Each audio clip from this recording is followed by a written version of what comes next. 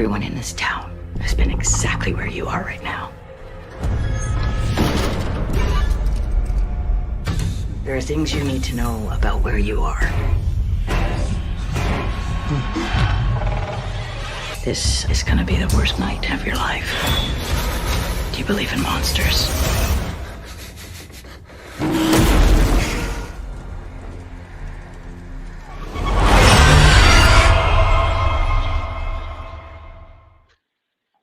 Do you believe in monsters? Yeah, I actually do believe in monsters. 100%. You're muted, brother. I tell you guys all the time, that's why I'm afraid of scary movies. This is why I don't like scary movies. I believe in monsters. I believe in all that demons and all the other crap. I don't need that in my life. Yeah, it could just be a poom poom, you know what I mean? That you can't watch horror movies and stuff like that. No, I mastered, like, I think I was like 16, 17 years old, looking at the corner of the screen so I don't get scared, so I don't pretend like I'm jumping when I see something. I mastered that. You wouldn't know unless I told you. That's all. I can't lie. When I was younger, I used to love horror movies, but then I could not sleep at nighttime, boy. I tell you that, I could not sleep at night. For me, it's like life is already hard enough, and then I know I believe in supernatural stuff. I believe in all this other stuff. I like definitely spirits and stuff. So when I see it, I'm like, yeah, this is not gonna be good for me. And of course, Nerdman comes in with his bullshit already. I believe in monsters, MCU, and James Gunn's fan as well. Good for you, brother. Good for you. Brian, tell the people where they could find you, sir. Hey, I'm 1/3 the Spoiler Kings. We go live Mondays and Thursdays talking about all the regular comic book TV show stuff, and then we go do breakdowns of Silo on Saturday night, and we're going to actually jump into Severance season 2 right after our finale. We're actually going to have a watch party on Friday at 9 p.m. so we can watch it all together.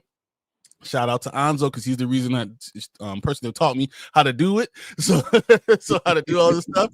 And I mean, all these streams have been really good. So once again, it's because of that man over there. So yeah, you give me too much credit, bro. It's all good. It's all good. You know what I mean? Just enough. That's all good. You know, but yeah, definitely make sure to check that out. Silo has been very good show for now, you know what I mean, and it's last episode, season finale, and then we get Severance coming back, so that's good. Got a lot of good shows coming out, to be honest with you, man. A lot of good shows, so we're gonna try and cover a lot of them.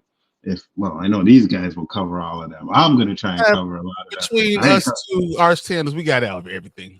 We'll figure it out. Exactly. Yeah, exactly. Because I ain't doing all of the ones that these guys, like, I'm like, how are you watching all these shows, bro? Like the witch thing or whatever, then this, then that. That was not good. I don't know. That was just not good. But this show's not good. I think someone said to me today, they're like, man, I'm glad you guys are taking one for the team watching this shit. Because I ain't watching. I just watch your recaps and that'll be enough.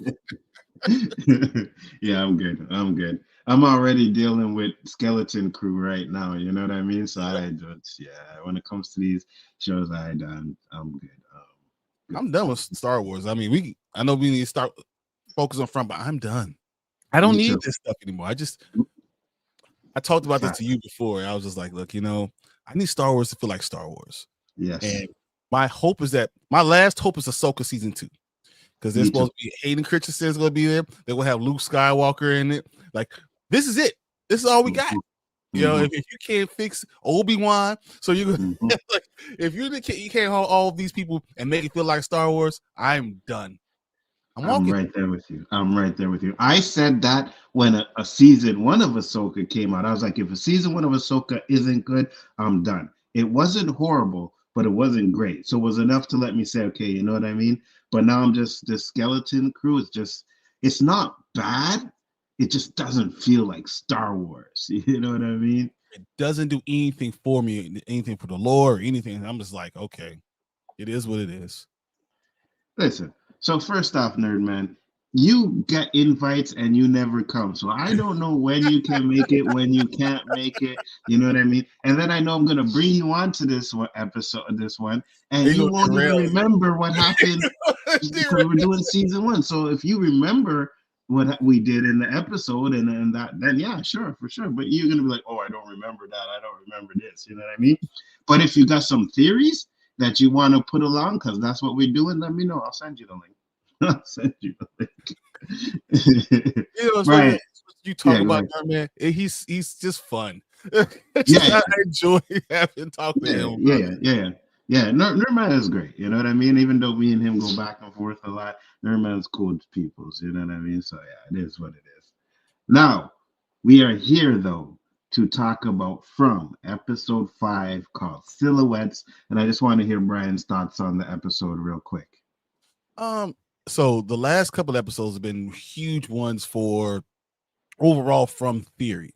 I don't know. I think this takes a little bit of step back from theory and starts to focusing more on the actual people and their personalities, and even some of their personalities outside of from in the real world. You start realizing who they really are. And I think that speaks to that a lot in this episode. Absolutely, I agree with you. I think this is where they really start, dealing with characters and stuff like that. So I don't know if I found anything. There was one thing that I did have, and I was supposed to write it down, and I completely forgot. But I'm pretty sure we'll get to it when we get through this little episode here. But did you find anything? Nothing that stands out. There's things that I wrote down. So like, at the beginning says when you're talking about Sarah having the seizures, like, is it possible we could be having a physical reaction to this place?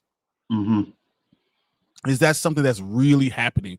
That because Sarah's having this stuff, and you saw what Ethan was having, and he was starting to have his tremors, that this place is causing a physical reaction to it. Absolutely. And it's funny too, because I think that's what I got too about it. Haha, love you guys. Busy now. Have to go to work early. So you see what I'm saying? So why the fuck you complaining for? You know what I mean? Why are you coming in here talking your shit and you can't even come on the stream? Not to mention, I sent this motherfucker, because we did the tournament on Friday. I said, never mind, we're having a tournament. Boom. Sent him the link. He's seen the link and didn't even come on the tournament. I don't even want to hear this guy, bro. I ain't got no time for this bull crap. You know what I'm saying? He's so funny. Oh my god! It's funny. As soon as you say you don't know what you talk about, he says something so profound. You're like, crap. Facts. So I agree with you though. I did think about the seizures part, because I think he even asked about the seizures. You know what I mean? Like, has that ever happened? It's never happened to her before. And at this point, we've only had 2 people with seizures. So it's been Ethan and her right now. Julie didn't have her seizure yet, right? Not yet. Yeah. Okay. All right. So what do you think that means, right? What do you think the seizure means? Because obviously she had it once she got the little mark on her hand that said "kill the boy." So do you think she was story walking? I now believe that what it is anytime that From wants to touch you in a certain way, to use you in a certain way, you have a seizure. That's what's going on. So story walking is a way that that you can use it, right? But then if they want you to do something, they're touching you, you have a seizure. Same thing happened to Elgin. Same thing, as you start to look at it, anyone that From wants them to do something, that's when they have a seizure. And you know what's funny now that you said that? Because Ethan never seen the boy in white till after he had the seizure. Yep. Right? So Ethan didn't. Now she was already touched before she had the seizure, but I think maybe when they wrote in her arm, that was like really like convincing, take control of her at that point. You know what I mean? So I think that's decided if she was going to listen or not. Right. That's what she's talked about.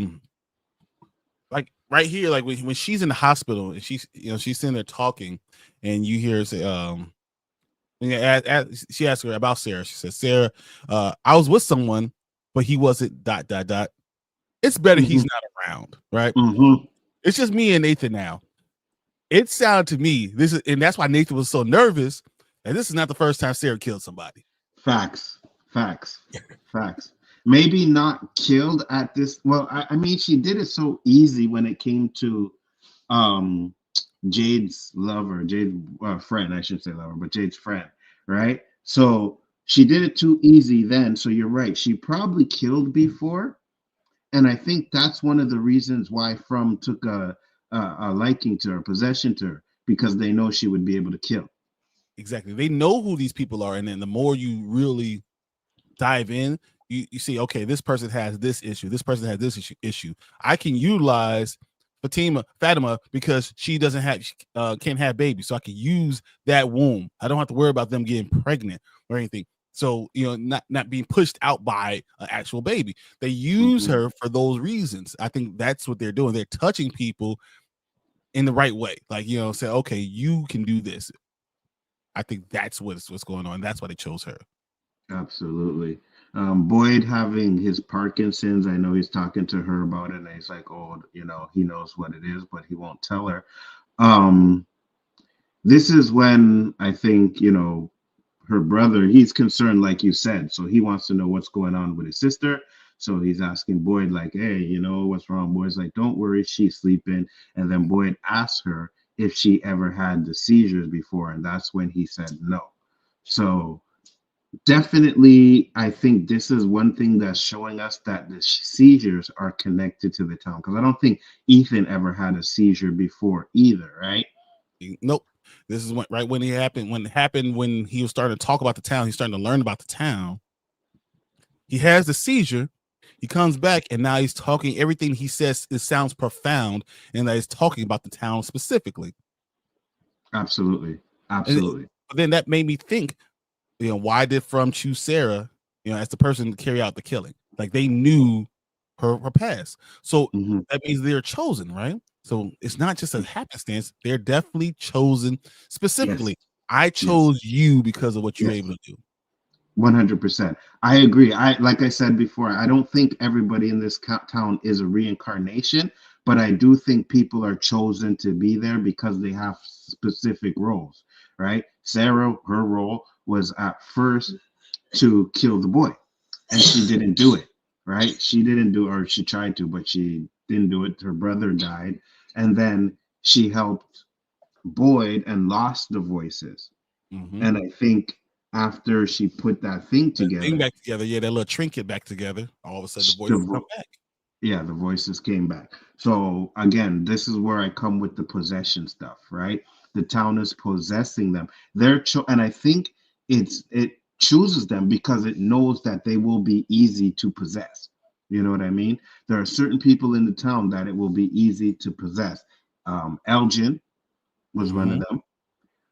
She's one of them. Sarah is one of them.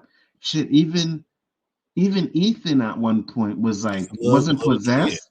Right. He wasn't possessed, but when they were like, oh, your mom's coming, he tried to run outside. You know what I mean?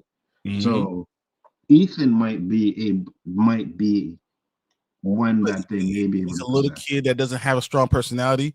We already know Julie didn't have a strong personality. She's trying to find herself, so she's easy to possess. She doesn't have any life experience, so she's easily manipulated. So all of them are easily manipulated. Yes, 100%. Except for like Boyd, and I think that's the problem. Boyd is too strong, right? Boyd is too mentally strong. So, but he wasn't supposed to be there. It was just his wife. Yeah, I agree. I don't think he was supposed to be there either. And that kind of brings me back to because obviously she wasn't a reincarnation, but was his wife a chosen one for something? I think Abby was supposed to be the reason that everyone dies. Ooh. Abby was going to come in. She was going to be the one that kills everybody. Because she did start killing people, right? And to be honest with you, you might be right, because Jade and them didn't come until after she died. Exactly. Oh, we can't. You won't kill them all? Well, we'll bring someone else. Which was because Boyd stopped him, which means that if Boyd wasn't there, she would have probably been the one to kill everybody in the town. Because when you think about it, it seems like everything is, I'm not going to say scheduled, but planned out kind of a way. You know what I mean? So if this doesn't work, we have this backup plan.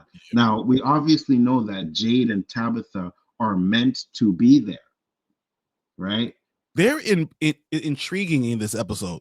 So there's little things that gave you hints that they kind of connect a little bit in their problems overall. So, we in the part where Jim says, "Hey, let's play a game. Let's write all questions down on this wall. We'll put in the marker list and stuff." And then Tabitha says, "Why are you doing this? You don't think people have tried this thousands of times?" And then he says, "There are plenty of things in this world that don't make sense. Something here is missing. We just can't see it yet, but we will." And it's funny because he says that, and then the end of season 3, you finally see this man, the man in yellow, right? Yeah. And once you see him, now you see what was missing. Maybe he was the one, the entity that you can feel, but you couldn't see. I feel like Jim has always been prophetic in a lot of this stuff he's been saying. You know, and that's what's probably got him killed more than anything else. Absolutely. He might be the problem. Like you're telling them to do smart things. Let's write it down. Let's look at these things in these questions. You know, let's look in the big picture. And then Tabitha says, "I don't want to know the answer." She does. She's the problem. She doesn't want to know the answer because there's more to her than just the question. There's just this town. There's more about who she is. Absolutely. And it's fun. Be blind. And it's funny that you say that too, right? Because as you said, she didn't want to know, and Jim was looking for answers. Then Jim stopped looking for answers, right? And then was trying to convince Tabitha, you know, that maybe she's going about it the wrong way or stuff like that. And it was only until Harry convinced her. So it might have been a totally different situation if Harry wasn't there. Yeah, right. That's true. Yeah. You know what I mean? Because even Jim, he was like, "Should we be playing the music for this song?" Like, you know what I mean? He didn't want them to play it, and they were like, "You and Jade are just being real reckless right now." Yeah, and he's gonna do it right here in front of everybody, and you know they're like, "Okay, let's do it out there." But once again, who pays for their bad decision? Jim. Yeah, absolutely, 100%. And you are correct with that because, like you said, he's been always making the right, even when he was doing this and making the list for, that's what you should be doing, right? Making a list, what is this and that. So he's always been doing the right things until the tower failed. Then he started to change and was like, well, listen, you know what I mean? I thought this and I thought that. He was questioning his own self. That's it. Thank you. That's what I was looking for. Yes, he was questioning his own self for the whole season 2. He was questioning his whole self, and then that kind of got him to question what Tabitha was doing as well, right? So when Henry came in, he gave him confidence again. Yes, absolutely, 100%. Now I know they showed this bloody shirt here. That's where we began. And that's him looking at the brother looking at, I think it's Sarah's dress or whatever, right? And the way he's looking at it, you're right. It makes me seem that Sarah probably killed somebody before. He's been here before. And when she said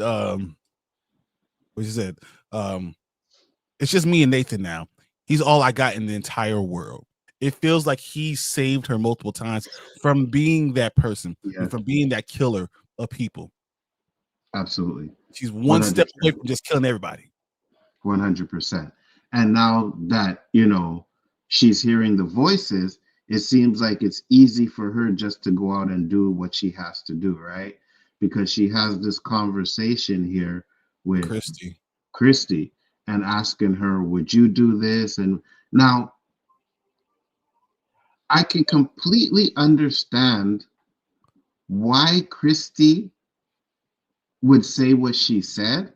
Oh, hypothetically, would it do this and that, not knowing what she had planned. But in my mind, I still think the town was trying to get her to kill the boy in white and not Ethan. I think so too. You know what I mean? I will say Christy seems like two different characters. And there's something that's funny that Sarah says, like, you and Kenny make a cute couple. And the way she laughed it off is that she felt that way too. and the thought of Marielle is what stopped her. But then this is cute Christy. As soon as Marielle comes in, you get the ugly Christy, right? Like, just, and it's hilarious how that worked. And maybe she's holding her back, and maybe that she's supposed to be with Kenny, and that would have made them go further along. You know, it might even help the entire town stay in their place. Mm-hmm. You know what? That definitely makes a lot of sense to me, right? Because obviously, I think if there are chosen people in there, there are chosen people that are probably there to be shit disturbers. Exactly. You know what I mean? Not everybody's there to be good. So maybe her and Kenny having a relationship kind of changes a dynamic or something like that. And Christy is there to mess it up. You know, I don't know. Kenny, I think he's there to be tortured. I think he's there to be punished. Ooh, yeah. And there's something that Ethan said, maybe like 25, 30 minutes into the episode, and said, yes, this town is bad, right? He said, this town is bad, but maybe it also does some good for people. Maybe bad people get good out of this town too. Absolutely.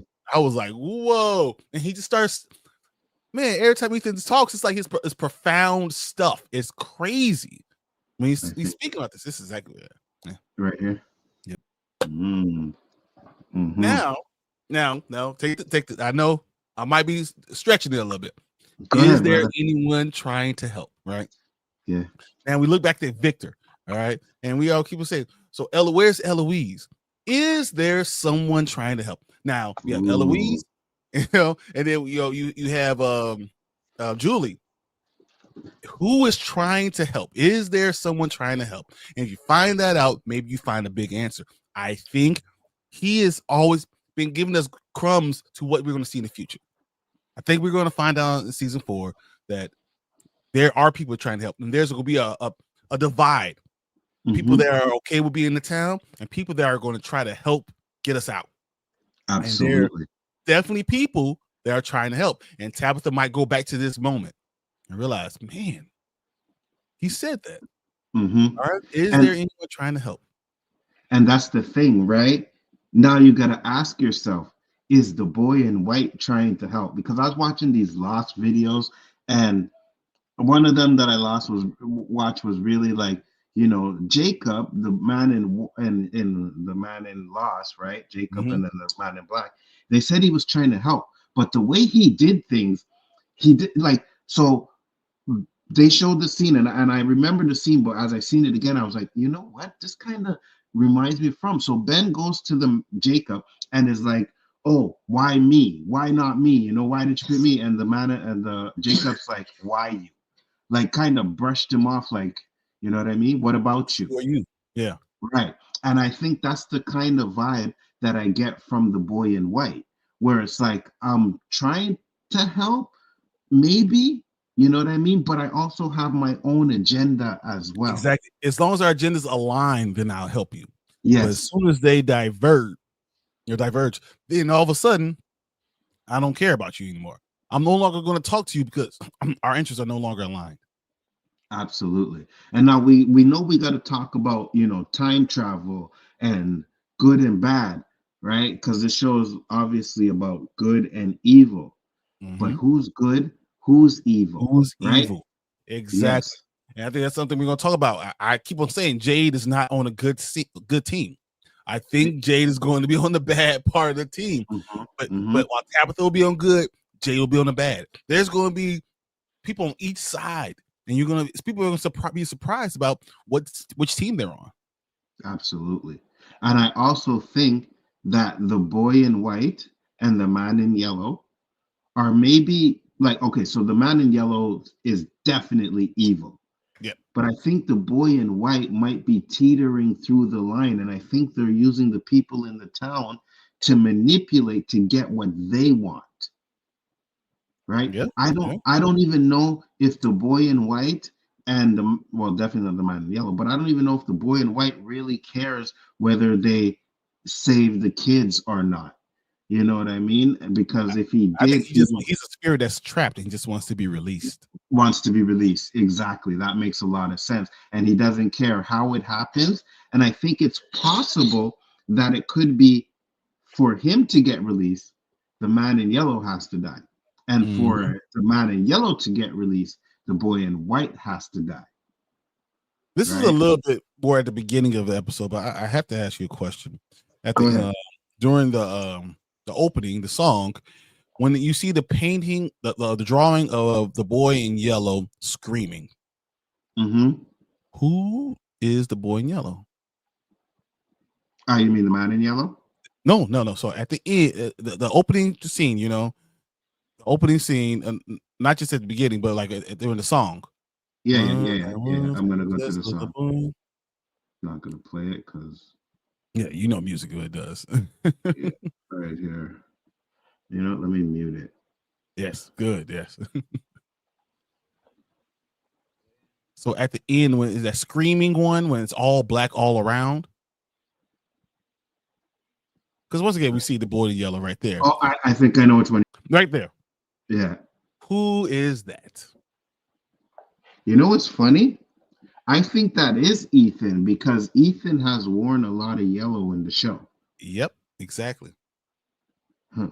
We're assuming that means that first of all, I didn't know Anthony and Joe Russo is executive producers. That's pretty awesome. I know. I just seen that. I was like, really? Okay. The Russo brothers are executive producers. That's fire as hell. But absolutely, everyone's thinking that Ethan is the man in yellow. Could it just be that he's that kid?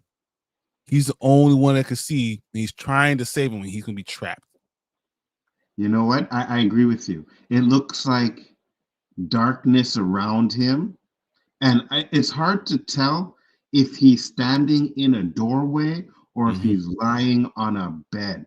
Now, if we go to he's being one of the sacrificed kids. Yes. The last sacrifice. Yes. Oh, yes. Great. That's a good one. That's good. Because look how his arms are. They look like they could be chained down. Yes. Oh, man. I thought that was another thing. I was looking, I was just wondering, that kind of reminds me of Ethan more than, because they talk about the man in yellow, but that reminds me more of him. And if he is the sacrifice, if that's the point that he has to be sacrificed. And at all this time, this is probably the most important episode because they told Sarah, kill the boy, and everyone will be released. Maybe she was right. Maybe she killed the boy, everyone will be released. No, honestly, no, that was a theory that I had too. When I went back and watched the first one, when she started talking about kill the boy, I was like, you know what? What if she did kill Ethan? Would that have ended everything? Because if you look at this picture, it looks like Ethan is, now we don't know, but it looks like Ethan's supposed to be the sacrifice. So if he's supposed to be the sacrifice and she had killed him before they get to this point, then maybe they would have been able to actually get out. Maybe all of a sudden they able to leave town. Yes, they would have been able to get out, which makes sense to me because I've always said that I believe that Ethan is, like, I thought it was Victor at first, and whatever happened, we always wondered how Ethan survived, or it was Julie. Yep.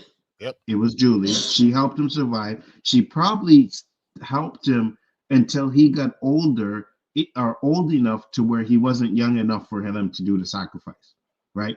Could have been a year, could have been 2 years, right? She could have kept him coming back. She kept setting them up. Okay, I'm gonna come back, check on him. All right, make sure he's okay. Oh, now he's 14. Yes. The first new people show up. Now she doesn't have to be there. And then in his mind, he's thinking that's the boy in white that's doing this for me. But that's what his misremembering that was actually Julie doing it the whole time.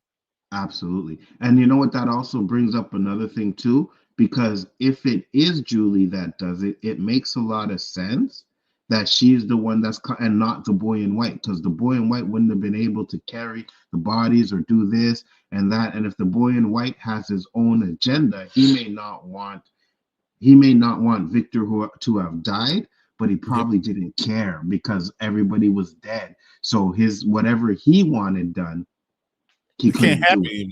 Yes, it can't happen anymore. So now it has to be reset. So Victor grows up, that's fine. You know what I mean? So, ooh, damn, we cooking again tonight. I like that one. That was good. We cooking again tonight. You see this scene of him being sacrificed on a rock or table or anything like that, being held down, Mm-hmm.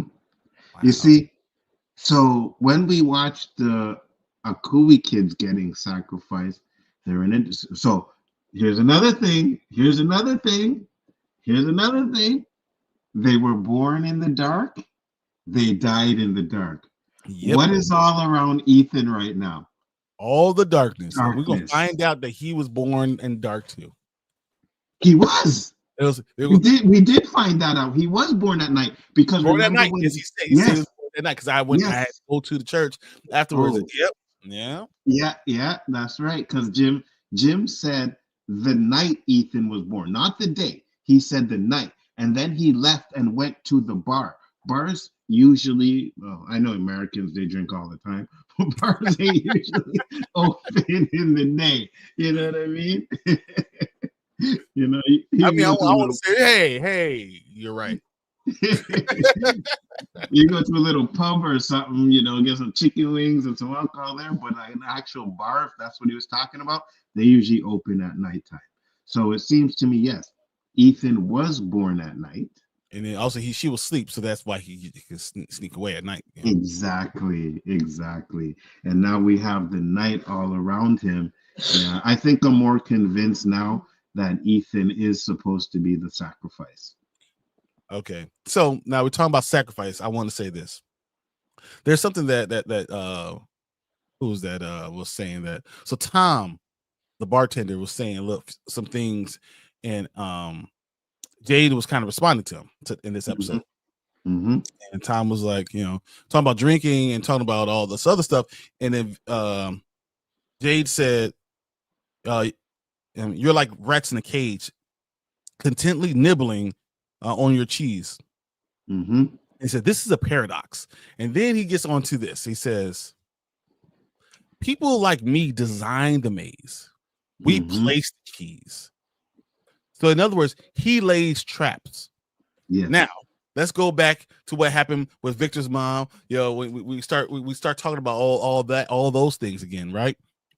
How did everyone die? How did everyone die? I believe Chris set a trap. Yes. Set a trap and killed everybody. I agree with you 100%. It makes a lot of sense because if all the visions Jade has seen are past visions of him, none of them ended well. Exactly. You know what I mean? None of them have ended well. So I think that he is, and that's what Christopher is the one who did it. He's going to be the same guy. He's going to set a trap, and it's going to be this maze. You feel like you're getting out, and then all of a sudden you realize you've been set up. And you've been set up by Jade, and I think Jade does that no matter what. As it goes along, he just continuously is the one doing it. Mm-hmm. He is on the bad side, and you know everyone likes him, and you know you hear people say, "Oh, he's such a good looking guy. Oh, he's so cute, whatever, all this other stuff." Or what the one girl that got killed said, "I was looking at you when you're asleep." And she's like, I rode you like an alabaster horse or something like that. Was it Trudy that said there something like that? It was, but I think that's intentional. You want to make him look that so you don't see him as the bad guy. Mm-hmm. He's super rational, and he talks about trapping people and developing mazes because he's smarter than people. If he believes that's the way to get out, or that's the way he has to get out, then he will do it. 100%. Which kind of makes me think now that Jade something is going to happen to where he's going to get, no pun intended, but jaded. You know what I mean? To the point where he's not going to believe anything anymore. And I honestly believe that it's possible that maybe Tabitha was her prime, Tabitha Prime was the only one that was trying to save the kids. And maybe Jade was trying to convince her, no, we need to do this. You know what I mean? Or sabotaging it every time. Yes. And because it doesn't make sense that it's like, oh, so they're both trying to, it seems like it starts off where Jade thinks him and Tabitha are trying to save the kids. And then we're going to find out later No, he was trying to stop Tabitha from saving the kids. Exactly. You know what I mean? Ooh, that makes a lot of sense, bro. I'm telling you, that's what's gonna happen. And as I said, we're gonna have a good and a bad on each side. We're gonna have Acosta on one side, we're gonna have Boyd on the other. Like all this stuff is being set up. You know, Marielle on one side and Christy on the other, because they're reflections of each other. They do the same job. I'm telling you, that's what's going to happen. You see, that makes sense. Boyd is the sheriff. Acosta is the cop. Yep. The Morel is kind of they're kind of nurse, like nurse sort of thing. Third-year doctor. You know, like you have a deputy on each side. Which side is Kenny going to be on? That's going to be the question. Which side does Ellis choose to be on? Because it's the two sons, right? It's a son for Boyd. It's the son that you know that's his blood son, and the son that follows him everywhere that goes. There's going to be one on every side. There's teams being set up. I'm telling you, I see it. I could see Kenny going with Acosta, right? Because we still haven't. He's jaded by jaded by Christy, right? Yeah, never fully forgave Boyd. And Acosta's the one, and she's probably letting him do stuff. You know, I'm just saying. Because Boyd on that side, and then now Ellis seems to be closer to his father, right? Yeah, so Ellis is on the other side. Yeah, Ellis is now. Where does that leave Fatima? I think Fatima follows Ellis. Goes. Yeah, I think Fatima follows Ellis. Donna's a tough one, but I can see. She could, because remember the conversation she said had with Acosta. I'll tell you everything later. Right, but I think she may go with Boyd because she's the only one that Boyd has actually told everything to. May have took a while to it, but he's told her everything. You know what I mean? He told her about Fatima. He told her about certain things that were going on, right? And she was the only one that her not trust him. Maybe we can't trust you with everything. Yeah, that too. And or maybe Elgin and Sarah. You know, like that's another one on one side, one on the other. So I'm looking even, you know, what happens with Henry? Is Henry? Which side is Henry going to? I'm just saying. It seems like we have one of each one on each side of our main characters. I agree. So you think it's possible? Because again, when you say it this way, that's what happened in Lost. That's exactly what happened in Lost.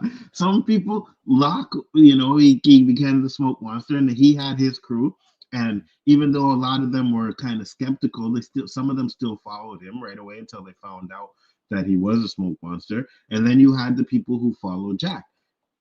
So it seems to me like it's a possibility that Kenny and Acosta are probably going to have their own crew, because I think Kenny and Acosta are probably slapping by now. You know exactly. I mean, he deserves it. Kenny deserves it. Sure. I don't care. For sure. But he was the only outside of her uniform. And he knew her first name. Exactly, right? Like he just blurted it out like that. Wait, how do you know her first name? Unless, you guys are last night. Exactly. So I agree with you. I think there's definitely going to be factions. And it's a possibility that Jade may be on the opposite faction. I think so. And I think what's going to happen is the man in yellow is going to talk to him and tell him, hey, Christopher didn't actually die, right? Ooh. So Christopher allowed everyone else to die, and we took him and gave him back to his life. So that's a good question. What happened to Christopher then? I mean, maybe his body's there, but they took him back and let him live his life. You find out that Christopher has been in the real world. What if someone comes into town and says, oh, I knew Christopher. He's my grandfather. Did they find Christopher's body? I believe they did. I think they did, but I'm not 100% sure. We'll see as these episodes go back through as we watch them, but I think that's what's going to happen. I'm telling you, that would change Jade, right? Realizing if I give all these people up, I could go back to my life. He just became a millionaire. Just sold his company. And that's all he's ever wanted to do is get home. Exactly. So what if I have to give up one thing? Only thing I have to give up is Ethan. It's not even my son. Is Jade corruptible though? 100%. I think 100% is corruptible. Because I think if you look at the past lives, it kind of is giving us that he kind of could be corruptible. You know what I mean? And I think Christopher is the one we get the most from. And Civil War he general, wasn't. right? Yeah. And he wasn't man feeling with the boulder anything. on him. Because all his visions were with his past lives, right? Yes, the man with the boulder on his body. Yes. I'm just saying, all those are all Jay's past lives. So I think so. I agree with you 100%. I think that makes a lot of sense. Because I know we got this superficial, this like supernatural stuff where we got the man in yellow, we got the boy in white, we got all of this. But I think it's going to be the humans, well, obviously, that are going to have to stop them. So if you can kill the man in yellow, then who's to say you can't kill the boy in white? Yeah, that's you know true. what I mean? Now, the only question is, are we actually going to get to see all of that? Because if that's the case, then it would have a definitive end. But I don't think it's. I think we may. You get to a point where it almost happens, and then yes, something stops. Yes, and it seems like every reincarnation gets a little bit further and further along. You know what I mean? So Miranda died way before the man in yellow came and everything. We don't know about the ones before that, but Miranda died, and then now we have Tabitha, and she looks like she got a little bit further than Miranda did, right? So it seems to me like it goes a little bit further every generation. So this may not be the last reincarnation. Maybe it takes 12 reincarnations. You know why I say 12? Because that's what Jim said. Oh, yeah. The answer is 12. And we could be watching number 11. 11. We could be going through the entire story of number 11. Huh. That makes sense too, because it's funny because that's the first number when she said, what do you have? And he said, just 12, the number 12. Right. So he said, did you figure it all out? He was like, do you know the answer? He said, yeah, the answer is 12. 12, right? Absolutely. So I definitely agree with you, I think, and that could be it. So when did it start? In 18 something, 40 years? Well, let's say it did. Maybe let's say it started in the 1600s when, right, the 1600s, yeah. Because I'm pretty sure we wouldn't count prime, right? That's the original timeline. So I think we would start 12 times. Yeah, so we would start from the reincarnation. So after that happened, everybody died, then boom, she was reincarnated, they came back, that's 1. And then we go 2, 3, and if we calculate it out, it may come up to 11 times. Say every 40 years. Every 40 years it happens again. It happens again, Yeah, that makes sense. Someone do the math. I don't know. But I'm just saying that makes sense. That makes sense. Hold on, let's see. Let's do this real quick. Say it's 1650 to happen. So I would say, like, if you do that 440 years. 11 will be.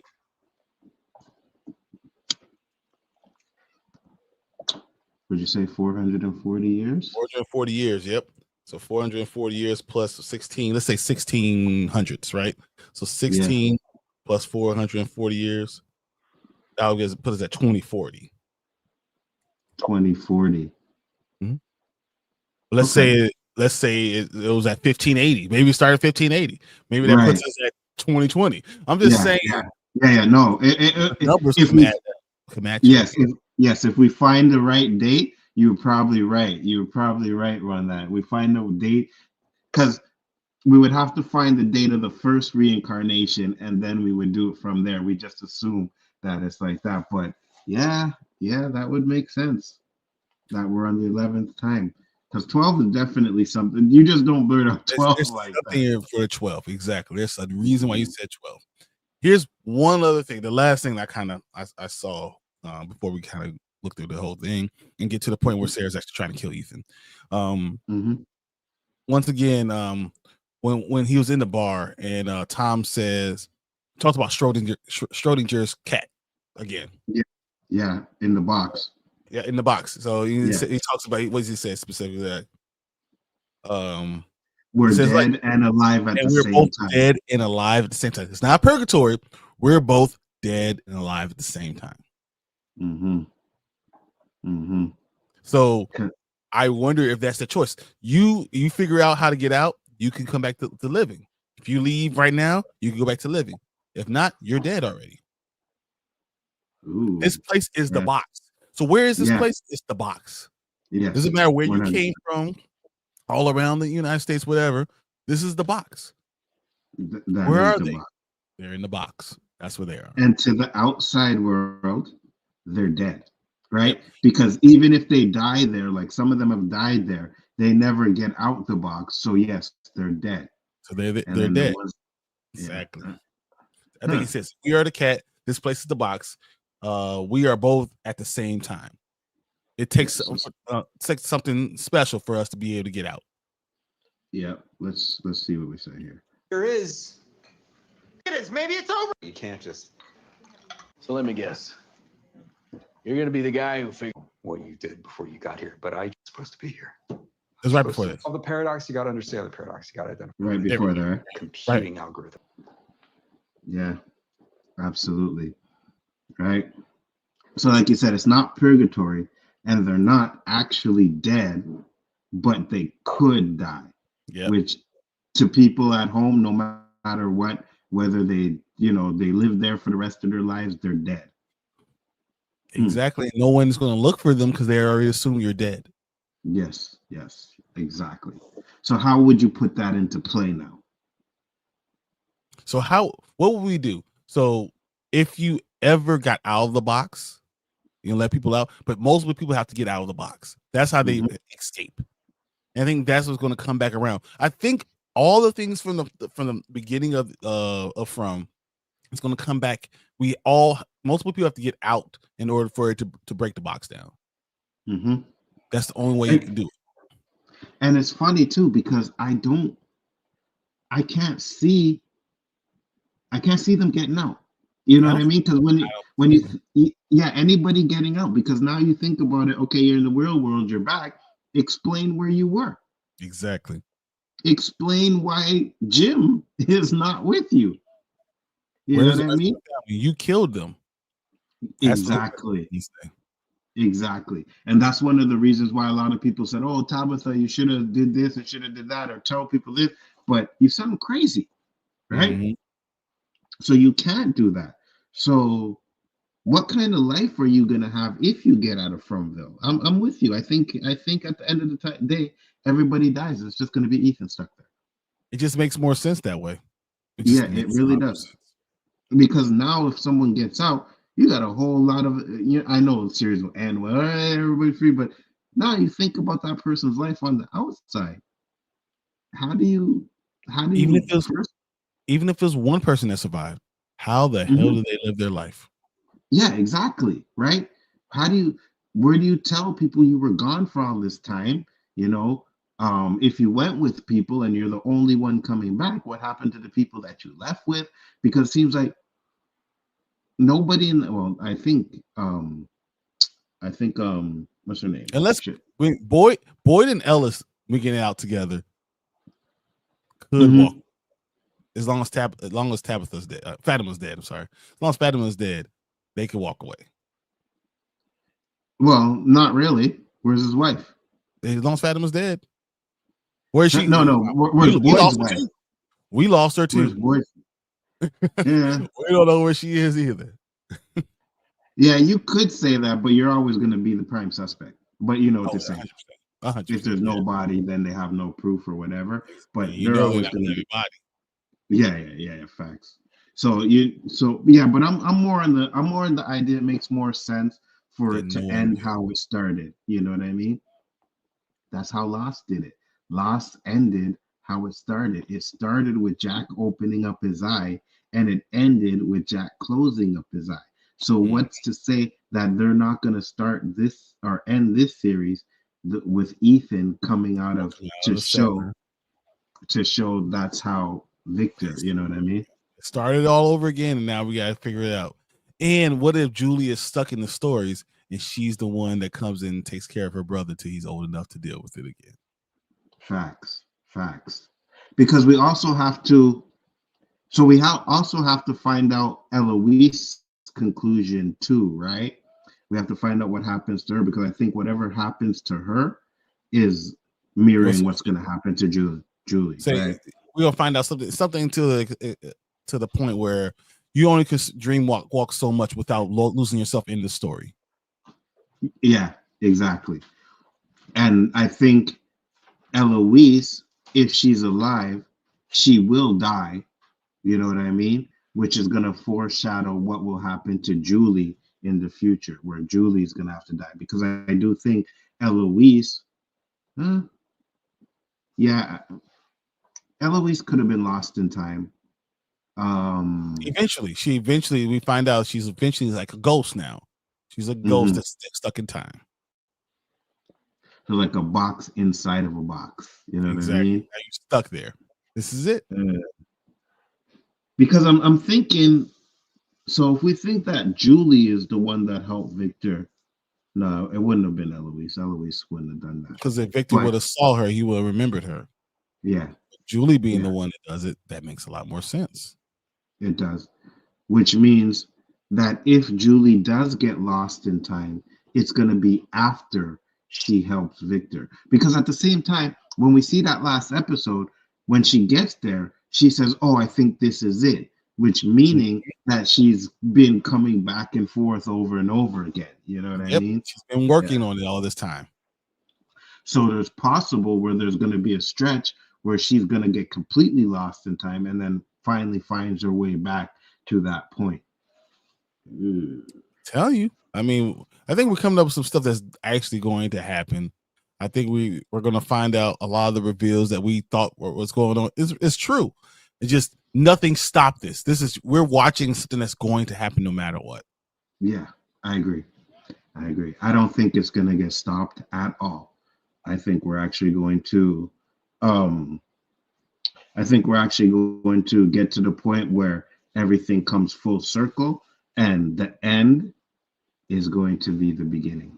Yep. Because if you think about it, you say the end is at the beginning. What if it's just a sacrifice? The sacrifice starts it all over again. That too. Yeah, 100%. At the end of the day, because I think when they said this is the end of the beginning, right? Then we'll have that's the beginning of the beginning. Then we'll have the beginning, and then we'll have the beginning of the end, right?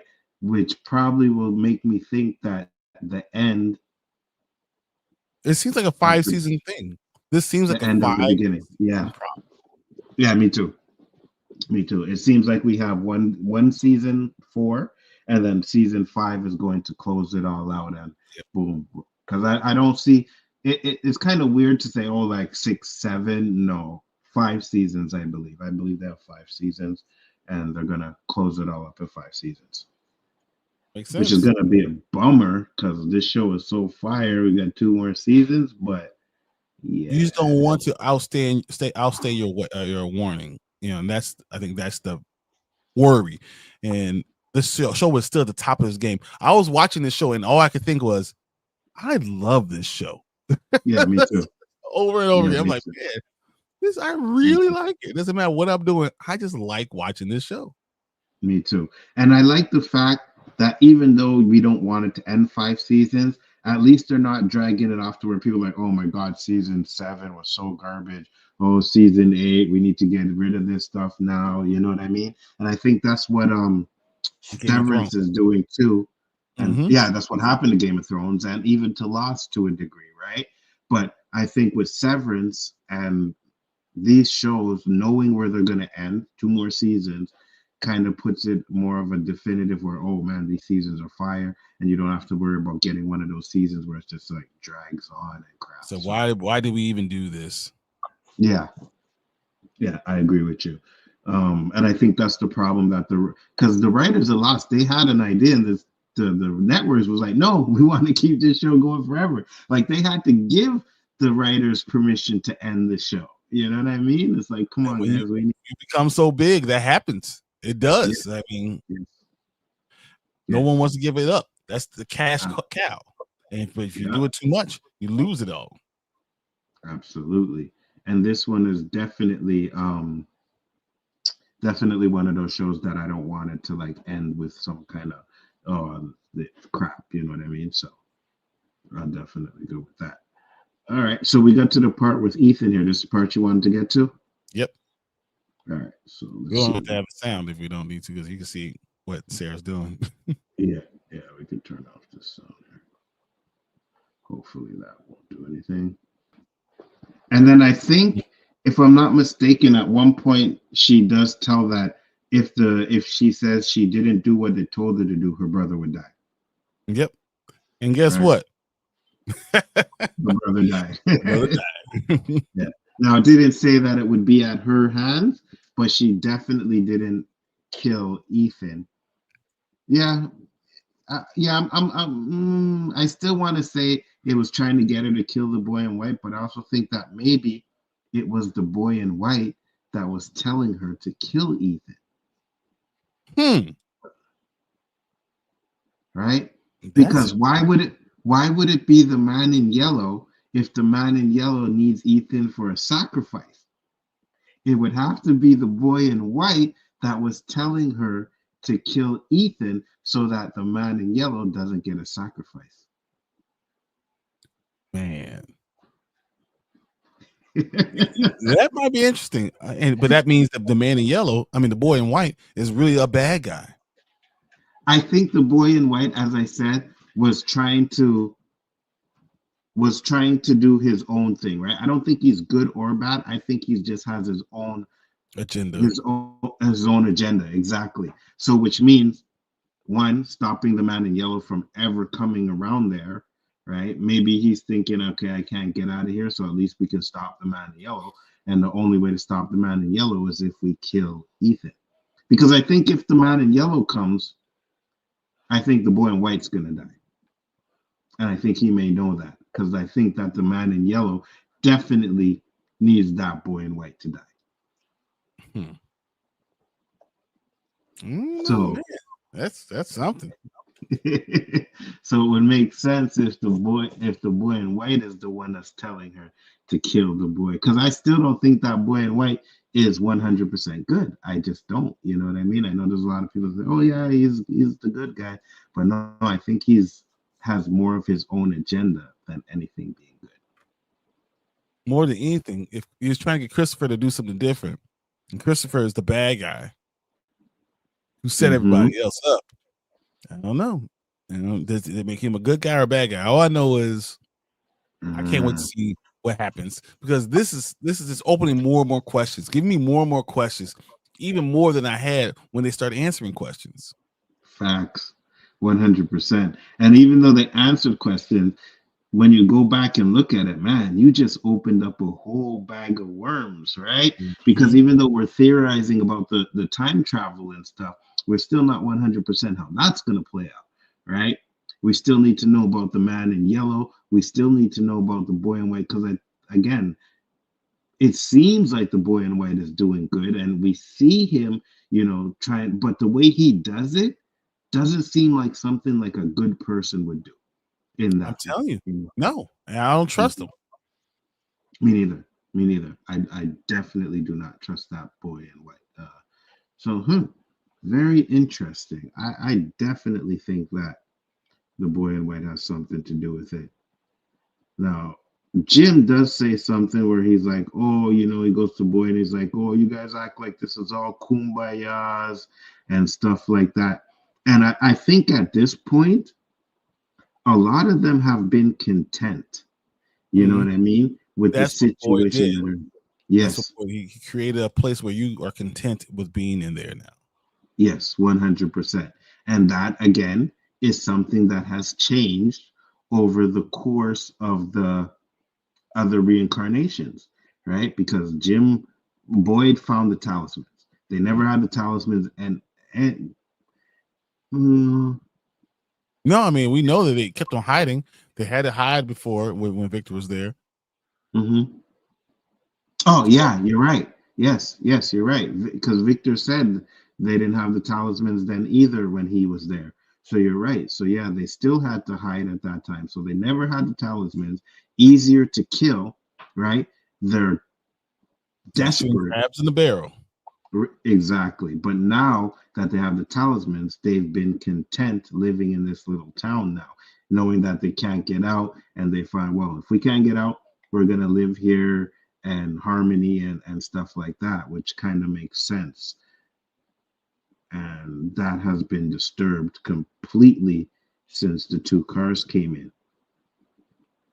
I don't think there's anything really much more here. Nothing else is going on. Now, I know we've got a few questions, but I would really like to know what the rest of those questions were they got. So I want we to know Jim's questions. Specifically Jim's questions, yeah. Absolutely. Because all we can see is the one that he did from the beginning, which is where are we? And now she did that. But he has all kinds of shit over here, down here, up here.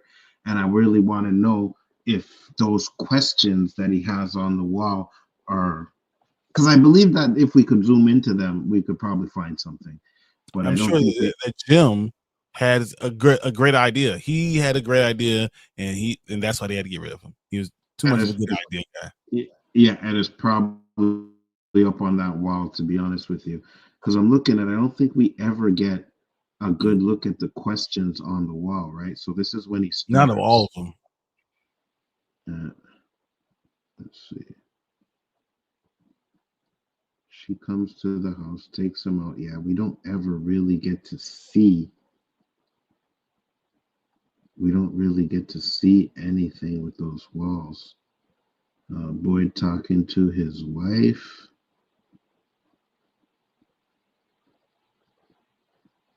Yeah, we don't really get to see that wall, which is crazy. Now, I love this part because she really, Boyd really does. She brings what he says to her back in the later season, you know, where he's like, "Gonna go home. You saved a lot of people. This is not your fault." So I love that scene because he says that to her, and then she brings it back and says it to him, which brings him back to what he was supposed to be doing. You know what I mean? But Boyd has saved this town in so many ways, and I think the town is going to have to save him. I don't know if they do it, but I think the town is going to have to save him. I believe so. I think there's going to be that divide, like you said, and then people are going to realize that they should have been on Boyd's side from the beginning. So we wouldn't even be here without him. How dare we question him? Actually, Donna said that. We wouldn't even be here without him. How dare we question him? And that's what galvanizes the troops. And then at the end of season 4, they go to save Boyd. Ooh. So you think Boyd's gonna have an issue with Smiley? I think the man in yellow. And like eventually you're gonna find out. So what's going on? And this one man is keeping him from the town and keeping everyone safe. Oh, I'll just take him out. And he's being tortured. He's been tortured to the wall. That's what I think. Yeah. I can't wait to see when Boyd and the man in yellow have some sort of conversation or some kind of, you know what I mean? Because it's gonna happen, right? I just want to know again, and that's another thing that we need to we don't know. What are the man in yellow's limitations, right? Does he have any? Obviously, he can come out at That's scary. Right? That's a scary thought. He might not have any. Yeah. But then again, if he doesn't have any, then everybody's dead. But maybe he just wants to see the town burn, and then the only reason it's not burning is because of Boyd. So he goes and takes Boyd out, and then they say, no, we have to do something else. I think that's going to happen. And Boyd's going to be getting tortured just like, what's his name? what's his name? The Martin. Martin, like Martin. Yeah, Ooh, just like Martin. And then the town saves Boyd. I could see that. So Martin may not be a reincarnation, like Boyd may not be a reincarnation of Martin, but they could be the same roles. Because, like I said, I think a lot of people have the same role. So Boyd could have the same role as Martin, and Boyd could be the one that ends up in that chain. But the town changes, and they save Boyd, and that changes the story. That gives us the thought that hey, maybe they can change the story. Right. But then we find out they don't. Right. And everybody still dies, but you can see that, okay, there's, the next generation. Like, I think if they do end it with Ethan coming out of there, I think they're going to show us at least how they will be able to finish it in the next reincarnation. You know what I mean? He walks out there, he's holding Julie's hand. And Julie's right. like, we're going to win this time. Right. She's right. story walking. She's stuck in the story. She knows she can't get out of the story.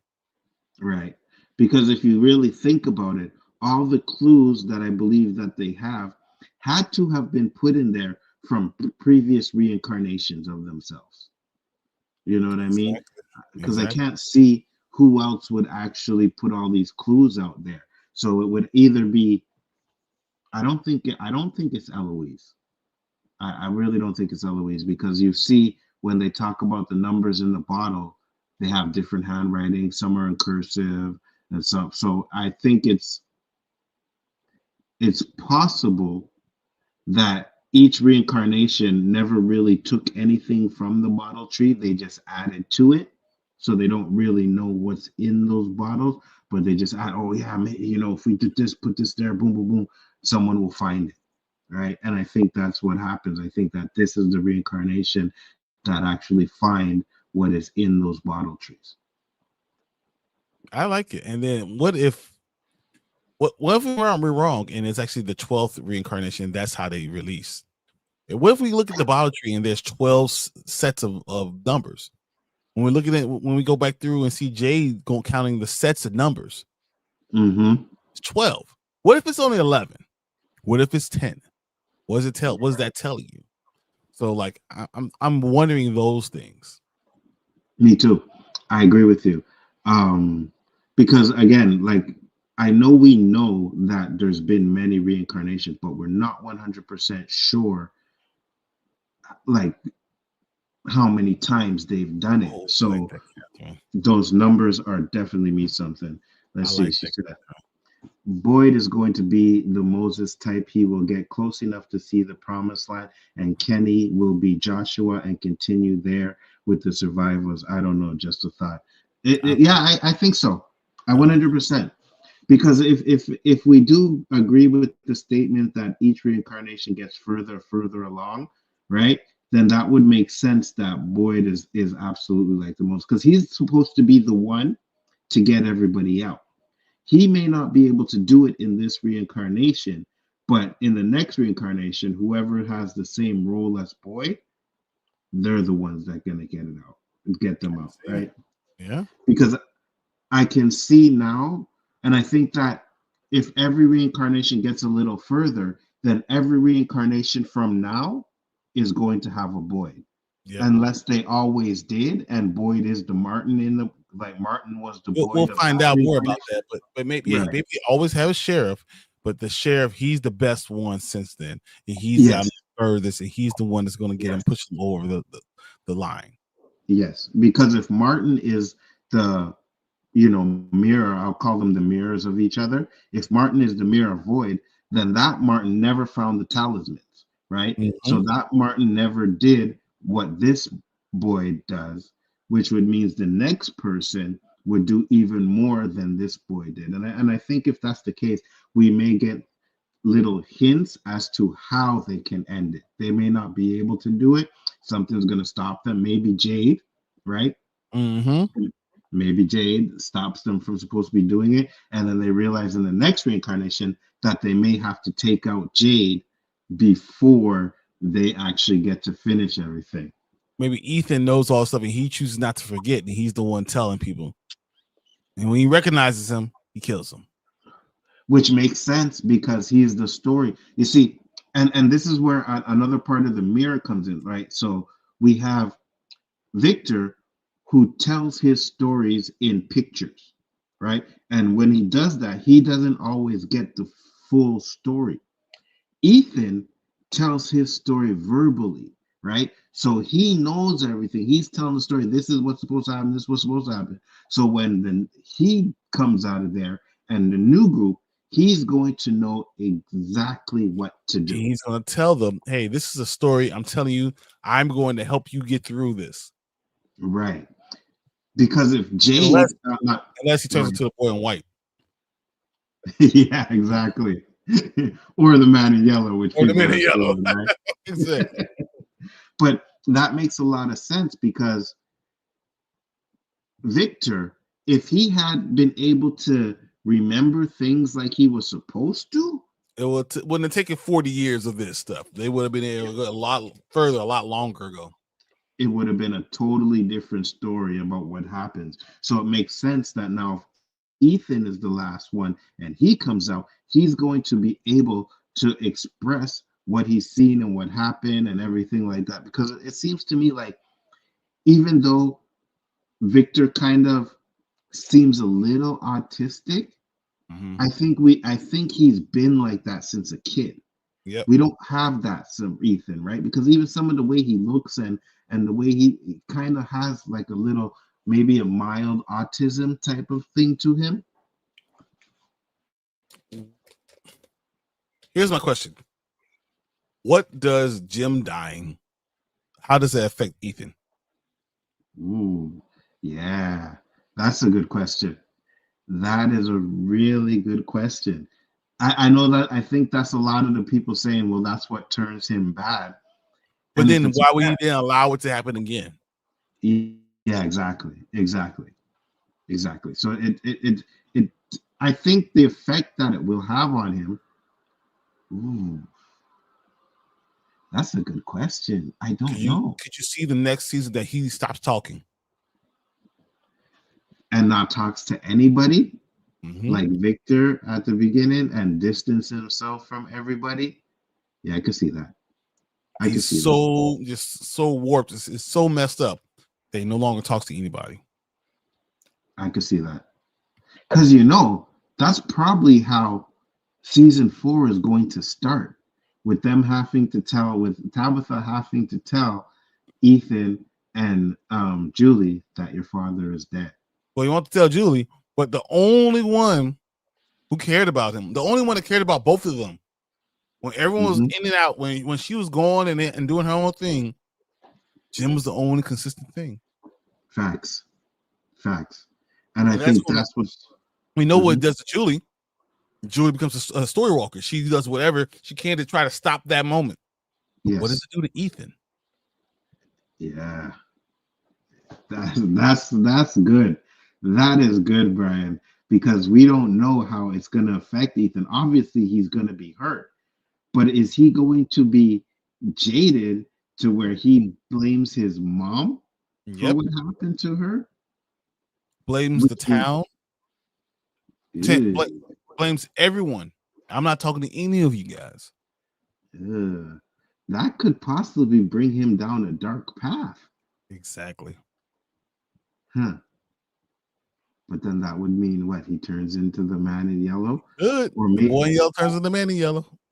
Or maybe it's what helps him get possessed, right? Because now he's more susceptible to hurt and pain, which allows him or the town to possess him. But then again, now we're saying all of that, but then we also say that he's supposed to be the sacrifice. So now we have to try and put all of that together, like how that would come together. That first 3 episodes of season 4 are going to be so important. So important. Facts, 100%. I think they're going to give us a little taste of some things, but I think they're going to give us a lot more questions, and it's going to be like, oh no, so this is what's going to happen. Is this? Yeah. I'm so excited. Damn. Me too. Got a full year basically to wait. Me too, 100%. And we've been doing like theory after theory, and we've been coming up with. Listen, at the end of the day, one of the fucking things we said is gonna be right. 100%. 100%. We gotta get one right. You know what I mean? We gotta get one right. At least one thing that we came up with, one of our theories is gonna be right. So either that way or maybe not. You know, we'll see. If it's good writing, they'll listen. Absolutely. You know what I mean? Hopefully they'll be able to go and watch back some of these streams, and they'll take some advice, but they'll also make their own. Because I don't want them, a lot of theory stuff, I'm not really feeling it. So I hope they don't take all the advice, or maybe they'll just hear what everybody says and be like, okay, no, we got the exact opposite.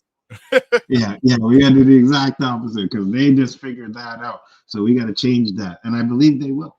I don't think that, like I said, you know, they didn't know how Smiley was going to come back, and then they did the pregnancy and said, oh, that's a good way to bring her back. So there's going to be a lot of that coming up, and I just really hope that this season is just as good as everything else we've seen. They got a year, so they need to really put in the work and keep it entertaining, bro. 100%. I don't think there's anything else that happens. There's a song. Can't play it, but let's mute it and let's put on the subtitles. Exactly. And see if. So what is it? How much trolling the town is actually doing. I just got my sign. I'd ride him on my boat, and we could all together go out to the ocean. I said, me upon my pony on my boat. Huh. Let's talk about your boys' boat. Oh. Just I'd be sure enough to be single. I could bring myself to marry Dale. It's really said Dale on there. Okay. So I don't think the song, I think the song was, but then again, we know that those things troll, right? Exactly. So obviously it wanted Boyd to do what he was going to go do. The town wanted Boyd to do. See, everything I believe that happened is the town is probably manipulating things to happen the way it's supposed to happen. It's just that, you know, people, and I think Lost does this well, is where people have their own choices they can make.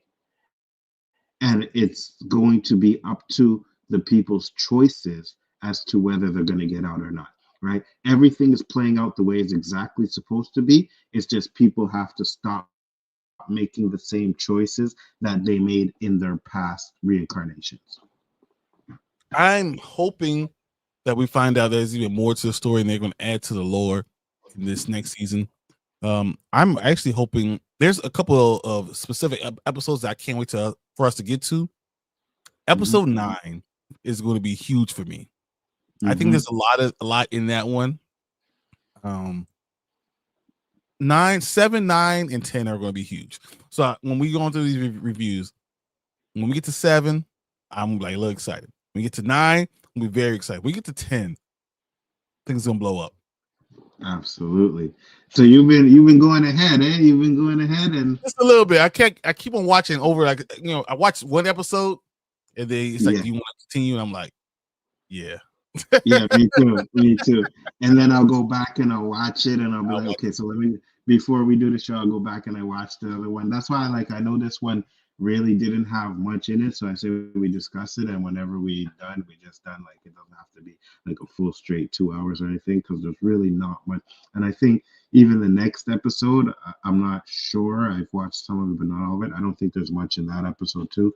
But there's always little hints. There's always Father Patry dies. That's when it really gets really interesting. When it gets interesting, absolutely. Well, we will close it out for the night. I think we pretty much talked about most of the stuff that we did tonight. We'll be back next week with another episode, which will be episode 6, guys. So make sure to check that out. Not too many people in here tonight. I guess either you guys had something else to do or didn't remember. I don't know, but hopefully next week you guys remember to come and check us out. We will definitely be back here next week. Brian, tell the people where they can find you, sir. And 1/3 of Spoiler Kings, we go live Mondays and Thursdays, talking about all type of comic book stuff and TV shows, and then we're going to keep on doing our breakdowns of Severance and Silo. So Silo's finale, we having a watch party on Friday. We'll talk about it on Saturday, and then Saturday after that, we'll go ahead and talk about Severance episode 1. Yes, sir. So make sure to check that out. Congratulations on hitting 18,000, bro. 1,800, sorry. Yeah, so. We had 18,000. I'm gonna see all the way back. Facts. Congratulations on that. I seen there were some shots being took, and I noticed that this one over here didn't take any shots. I'm like, what's up with that? I drink brown liquor regularly, just all the time. Gotcha. All right. So I appreciate you coming in. Tomorrow night will be the OOC, which will definitely be, I think, a good show. We got some stuff, man. Like, so there's certain stuff I want to talk about, but I also seen that they're trying to blame the LA fires on DEI. I'm gonna talk. Yeah. I gotta talk. Yeah. I gotta talk about that.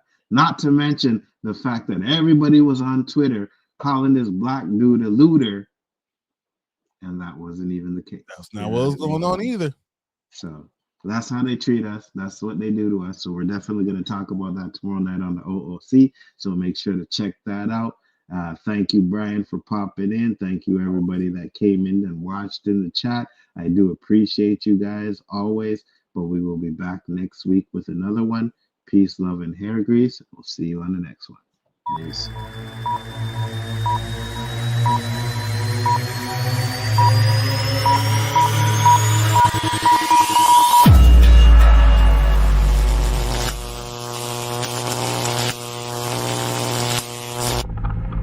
Everyone in this town has been exactly where you are right now. There are things you need to know about where you are. This is gonna be the worst night of your life. Do you believe in monsters?